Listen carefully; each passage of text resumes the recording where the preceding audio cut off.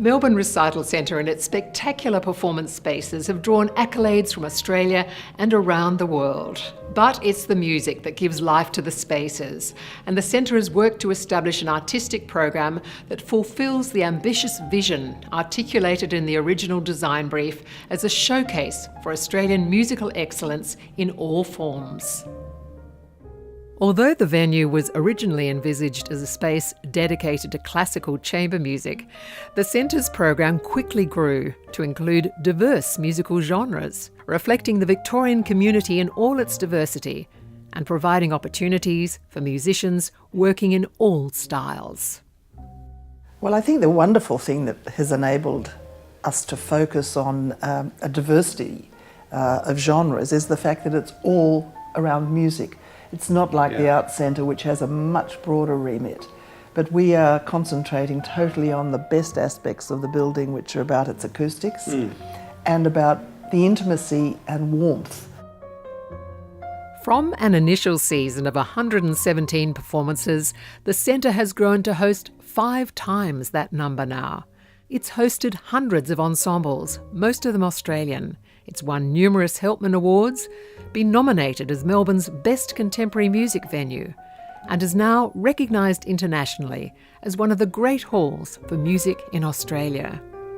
If I think about the time that I've been involved, there is just that sense of real joy at how the centre has really kept realising its potential and how the centre is regarded now, whether it's by the government, the community, people, our patrons who come here, or musicians. It plays such an important role, and I think we all understand how it does enrich the life of Melbourne and Melburnians. Over 1.5 million visitors have experienced the centre, and over 2 million more are expected in the next decade. Thousands more experience the centre's music beyond the building, in regional Victoria and online. The Melbourne Recital Centre's suite of learning and access programs reaches out to 6,000 Victorians every year.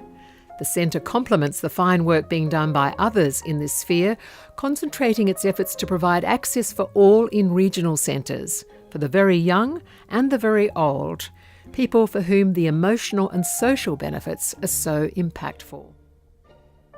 With just over 1,000 seats in Elizabeth Murdoch Hall and 140 or so in the Primrose Potter Salon, we're limited. So what we want to do really is offer other learning opportunities and to really be advocates then more broadly in the community for music as a whole.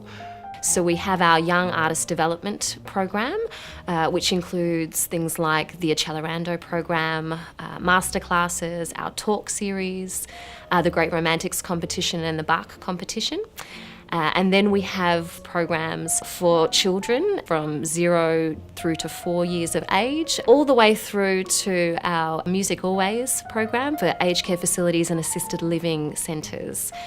Through the Share the Music program, we're really lucky to be able to bring a range of different community and school groups into the centre to be able to see a performance, sometimes for the very first time, and it could be their very first musical experience.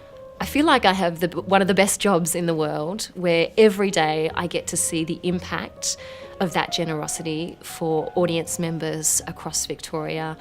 It wouldn't be possible without the generosity of the donors and the foundations that support the learning and access programs.